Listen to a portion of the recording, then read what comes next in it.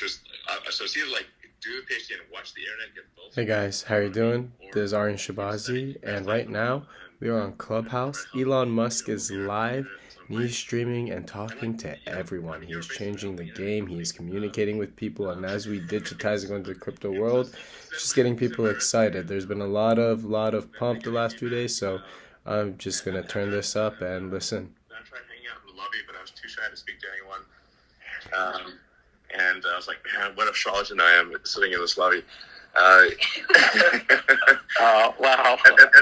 And then I just started writing stuff for myself because I was like, okay, well, I'll just write stuff for myself. And I actually wrote the first maps and directions on the internet.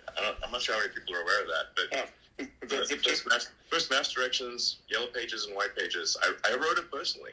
It was just me on my computer. And when we started our first company, we only had one computer. So the website only worked during the day because I was coding at night, and the server ran during the day. That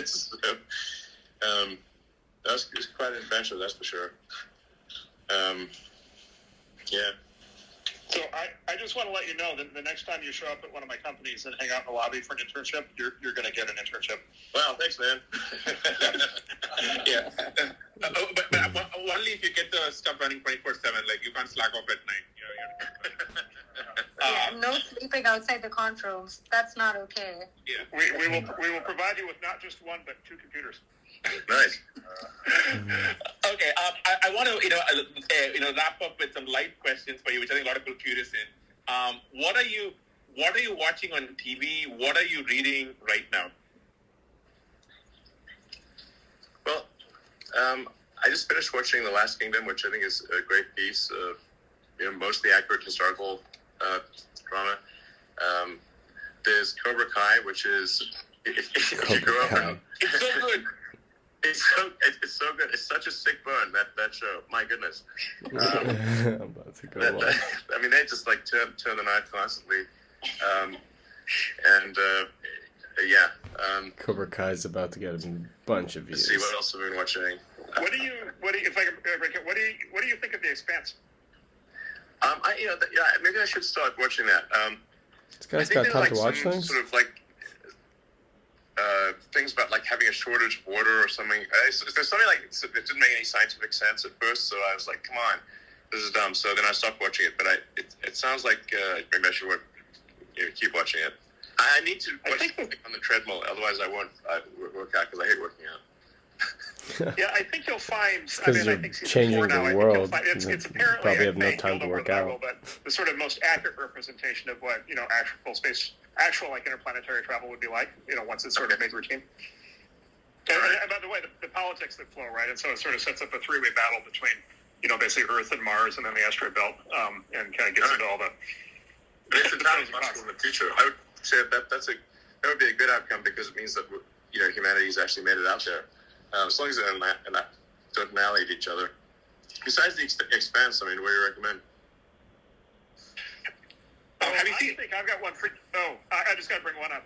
Devs, spelled DEVS. Yes. If you have not seen Devs, Dev is definitely the show for you. And I will not say any more, but you will enjoy it. All right, Devs. A game that's pretty good is Mythic Quest. Yes. Amazing. Oh my God, my favorite. Best Apple TV show. Mythic Quest is next. Oh. These rooms get overflowed and people start kicking people out. And then someone else starts a room and you just keep moving forward. But yeah, that was Elon Musk on Clubhouse. How cool is that, right? Robinhood fiasco happened. He started talking about dogecoin. He started talking about Bitcoin. And now he's on Clubhouse. He's really, leaving the perfect trail of breadcrumbs. We kept saying that in every single video, and he is single-handedly moving markets. When the guy talks, things just change. Here's another one. Yeah. There we go. We're back. Okay, Elon. I think I don't want to take up too much of your time. This has been amazing. You've pretty much broken Clubhouse. There are probably about over a dozen, maybe more overflow rooms, and I see so many Twitter trends right now. You've been so generous. For all your listeners here and on Twitter, you've been asking for people to join Neuralink. You've been asking people to join Tesla. Do you have any final thoughts for everybody who's listening to you right now? Well, do you want to hear the real story from Vlad from Robinhood about what happened this week with GameStop? Yes. Sure, go for it. Okay, you need to let him somehow click on a button so he can talk. All right, let me figure this out.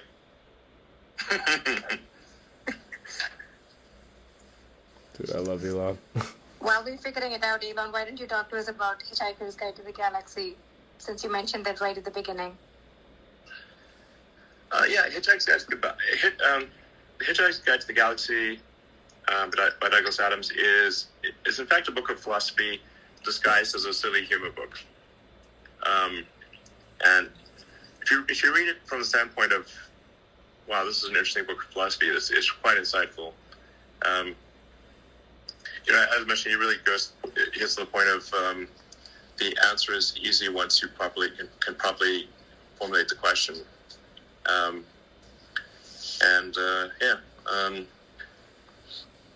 I like the fact that the ship is powered by infinite improbability.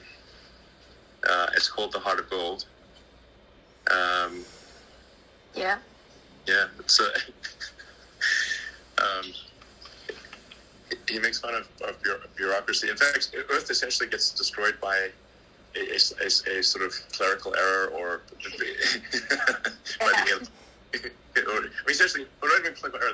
They basically decide that they need to have an interstellar highway, and then Earth's in the way, and so they post the fact that Earth needs to get destroyed for this interstellar highway. But of course, it's posted on an alien bulletin board that no one on Earth can access, and so then they're surprised when people on Earth are unhappy about this. It's like, it was posted on the board. What do you mean? They're like, what board? Some of the things in Doug Sadow's book, like the Babelfish, where you put the fish in your ear that automatically translates, we kind of have that already.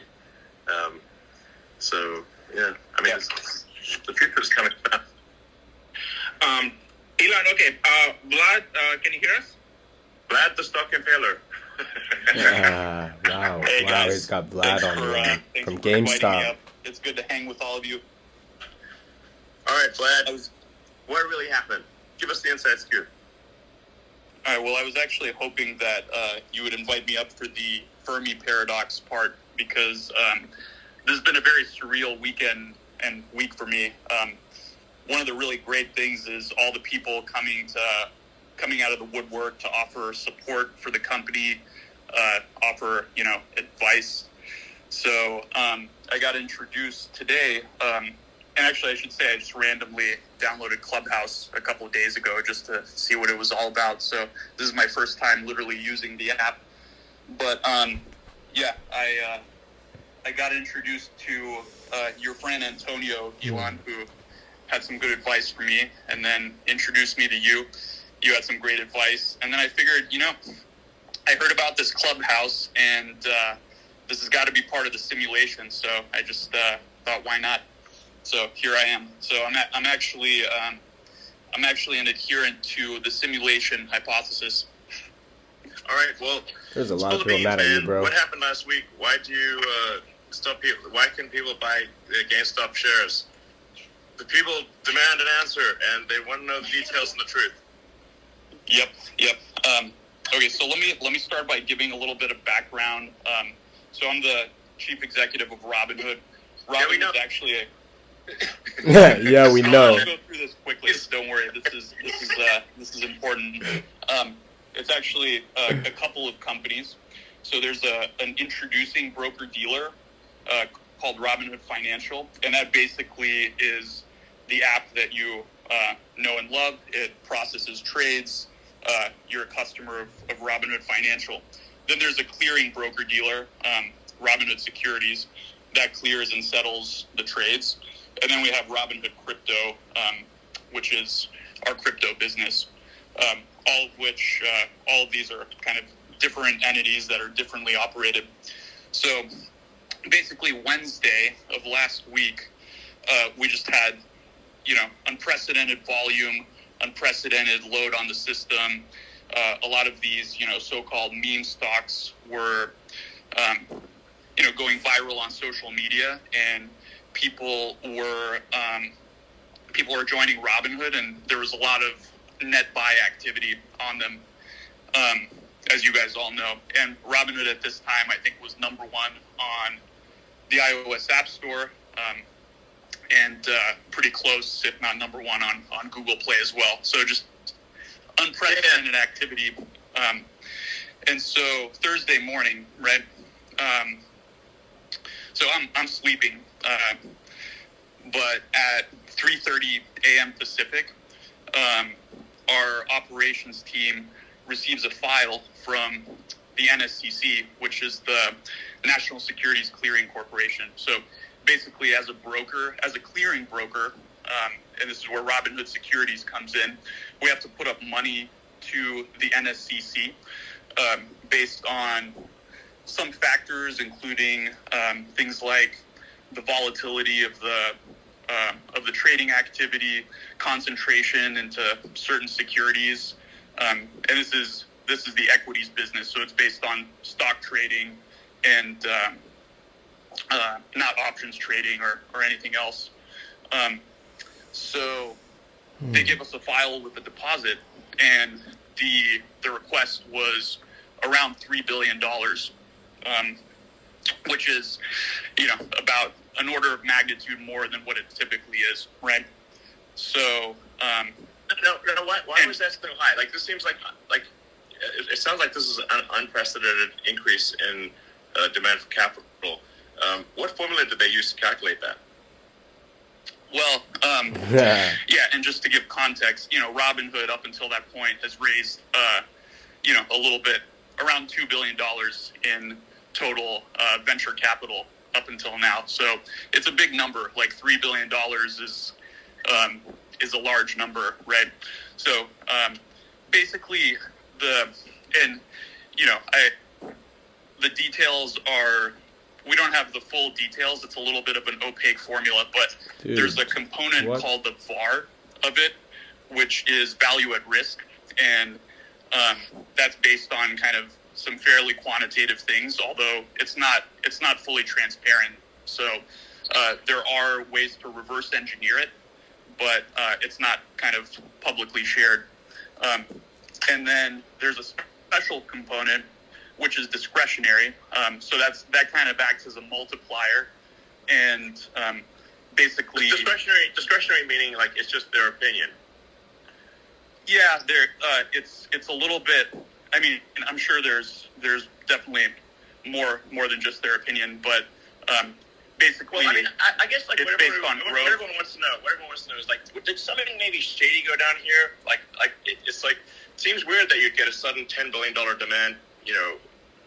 3 in the morning. Sorry, how much? Yeah, it was $3 billion US dollars. $3 billion. Okay, so it's $3 billion around.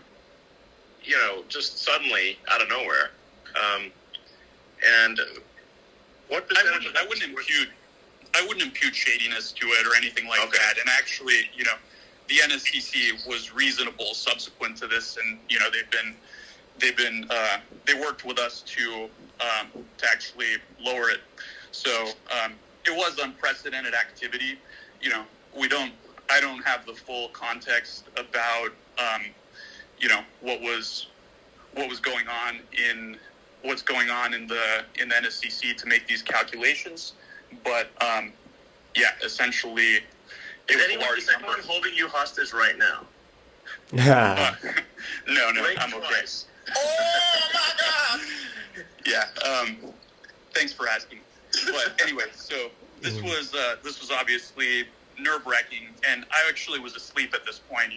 The operations team was fielding this at 3:00, and then we got back, we put our heads together. Our chief operating officer basically said, "Look, let's call up the higher ups at the NSCC and kind of figure out what's going on. Maybe there's some way we can work with them." And basically, there was another call, and they lowered it to something like $1.4 billion from 3. Okay. So, we were making some progress, right? And then, but it's still a high number. And then we basically proposed, well, let's explain how we plan to let's explain how we'll manage risk in these symbols throughout the day. We proposed marking these volatile stocks that were kind of driving the activity, position closing only, and then at about an hour before market open, so 5:30 or 5 in the morning, they came back and they said, okay, the charge is, or the deposit, $700 million, which we then deposited and paid promptly, and then everything was fine. So that essentially explains why we had to mark these symbols position closing only, and also why we knew this was a bad outcome for customers. Part of what's been really difficult is Robinhood stands for democratizing access to stocks, and Yes. we want to give people the access. So that's been very, very challenging. But we had no choice in this case. We had to conform to our regulatory capital requirements, and so the team did what they could to make sure we were available for customers.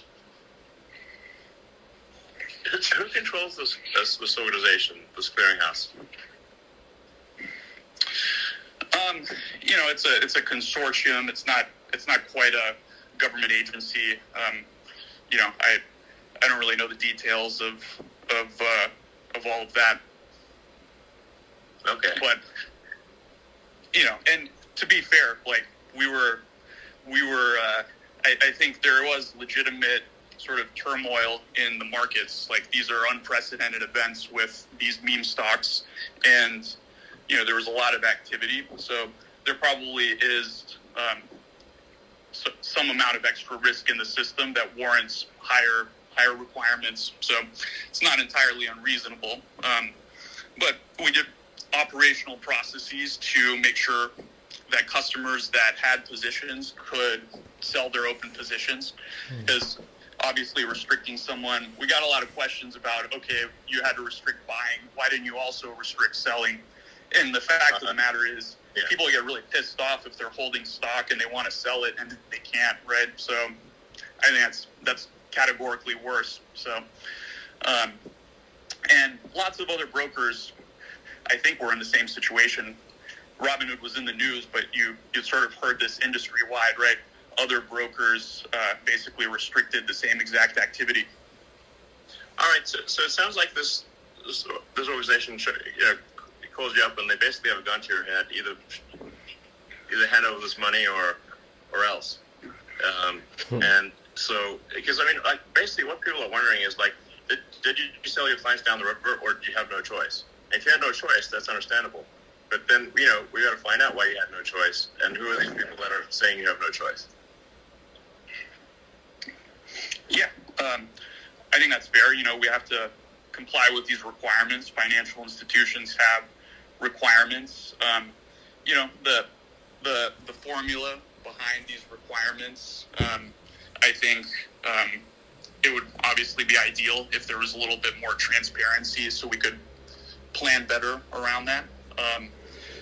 But to be fair, we were able to open and serve our customers, and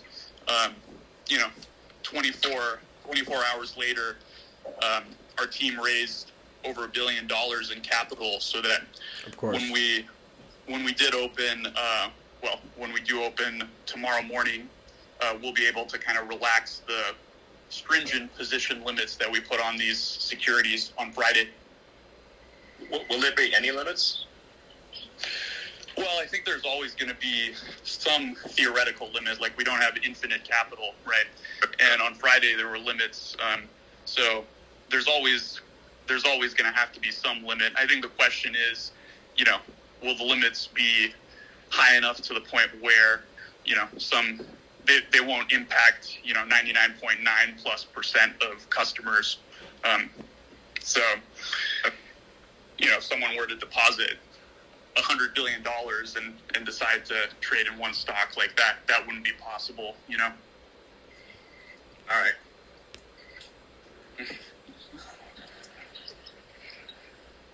All right. Well, I guess people really just want to know, if you had no choice, then you had no choice.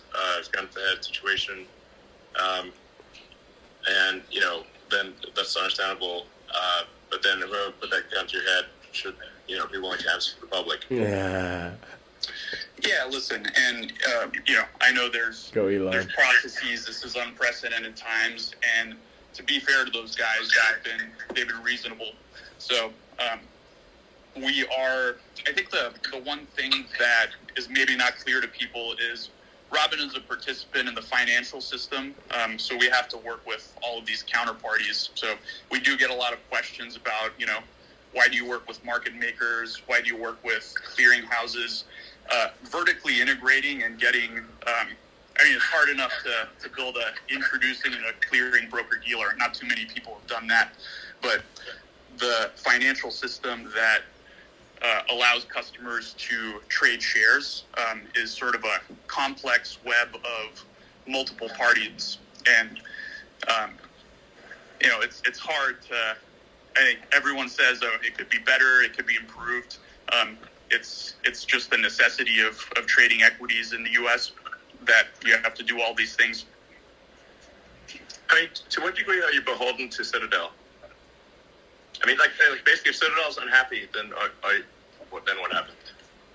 Yeah, so that there was a rumor that Citadel or other market makers kind of pressured us into doing this, and that's just false, right? Market makers execute our trades. They execute trades of every broker dealer. This was a clearinghouse. This was a clearinghouse decision, and it was just based on the capital requirements. So, from our perspective, Citadel and other market makers weren't involved in that. But wouldn't they have a strong say in who got put in charge of that organization, since it's an industry consortium, not a government consortium, or not a government regulatory agency? I don't have any reason to believe that. I think that's just like, then you're getting into kind of the conspiracy theories a little bit. So I just have no reason to believe that that's the case, Okay. All right. Elon doesn't believe him. Well, I guess we'll see what happens with future interactions. Hopefully that was insightful, or at least a little bit entertaining. Are you not entertaining? Yeah. Okay. Well, I don't know what to say. First of all, Vlad, thank you so much for jumping on. I know it's pretty late, and thank you so much. Deeply, I deeply appreciate it, and I'm sure everyone in the audience here and watching elsewhere deeply appreciate it. So thank you so much. Really appreciate this. I'm going to wrap this up. Elon, what can I say? Thank you so much. I hope you had a fun time for your first time on Clubhouse. Did you have fun? Yeah, it's great. This is awesome. I didn't even know it existed a week ago, so it seems cool. Awesome. So would you come back? Yeah. All right.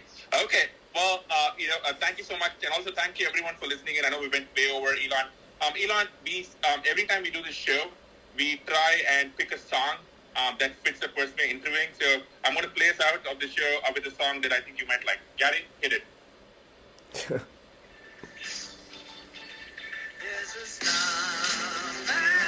There we go. Elon. Great song. Great song. Thank you so much. This was a true break the internet moment. Thank you, everyone. Thanks, guys. Good night, everyone. Thanks, everybody. See you tomorrow. Thank you. Good night. Thanks, Vlad. Bye-bye. Bye.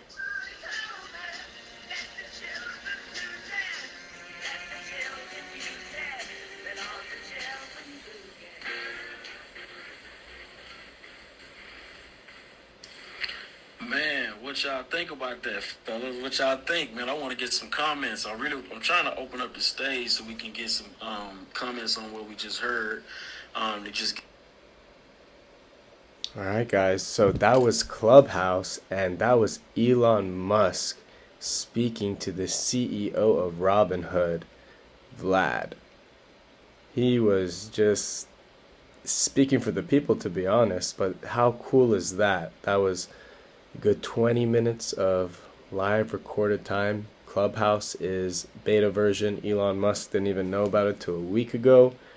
As you can see, Elon is like the real life Tony Stark of our generation. He's a futurist, and he has really connected with our generation, and I'm talking about the millennials. When Elon speaks, we listen, and I hope you guys enjoyed that. If you guys haven't heard about Clubhouse, it's a social platform. It's like a huge podcast where they're moderators, and it is in beta version, so a lot of people don't know about this. I've been able to talk to Grant Cardone, Damon John. I just heard Elon Musk speak. Invaluable. Absolutely priceless, and I hope you guys listened, enjoyed, and like, subscribe, and comment if you have any questions. Let me know your thoughts on what Elon's saying. You think he just came on for fun, or do you think this was planned? I think nothing he does is an accident. I think he does a lot of things intentionally, and he is a hilarious guy who knows how to connect with his audience, even though he is innately awkward. He just gets straight to the point, and that's why we love him. All right. Thank you guys, and check in next time for more gems.